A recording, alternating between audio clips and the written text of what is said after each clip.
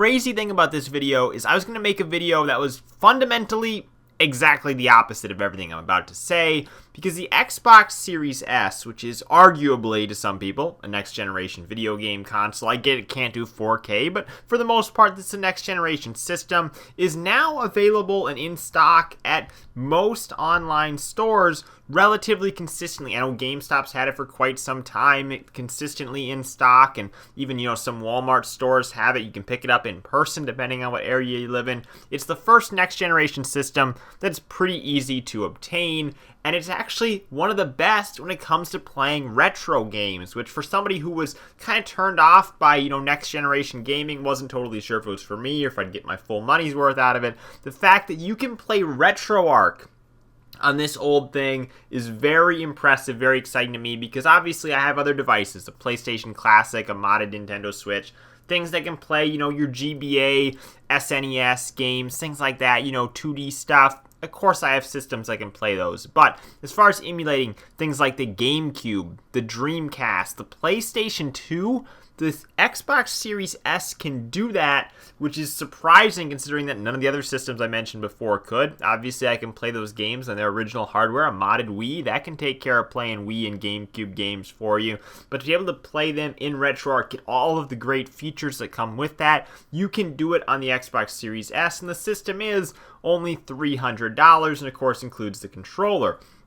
So how people were setting this up initially, they were doing it through developer mode. Microsoft for $20 would allow you to sign up as a developer so that you could develop apps for the Windows Store, for the Microsoft Store to put out on Xbox, basically be an indie developer. Well, people were signing up for that, and then they were using it in order to run unsigned code, which was the point. You're supposed to be a developer, that was the point.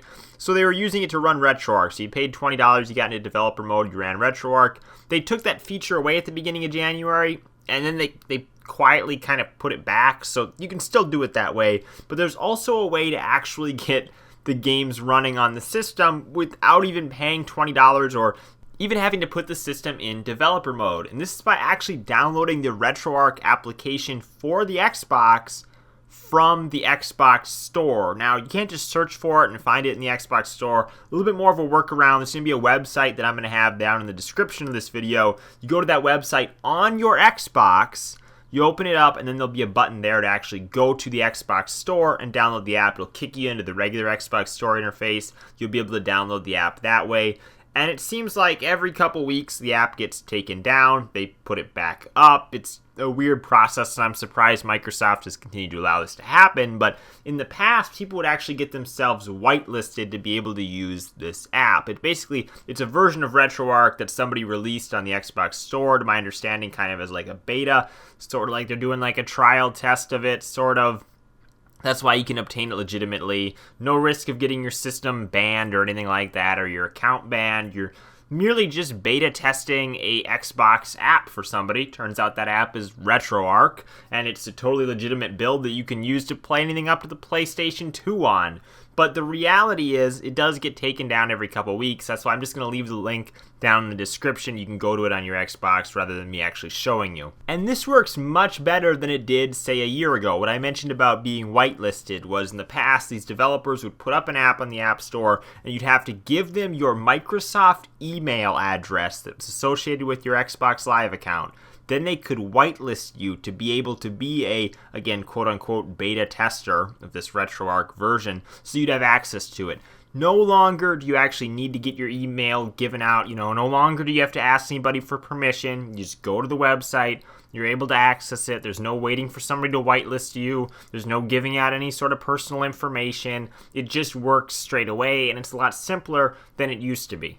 And if you do already own an Xbox One, but you don't own a Series S or X console yet, you can do this on the Xbox One. I did it on my base model Xbox One, but the reality is you're not going to get quite the same degree of, emulation that you would get on, say, a Series S, where a Series S can emulate something like the GameCube and the PlayStation 2. You're not going to be able to do that on a base model Xbox One.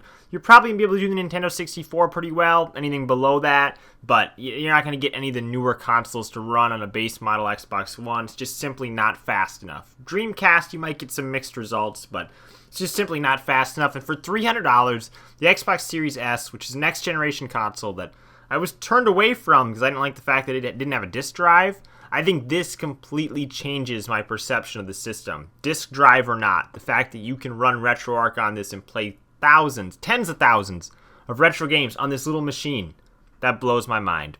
Thank you guys for watching. I'm Bailey, and I will see you in the next video.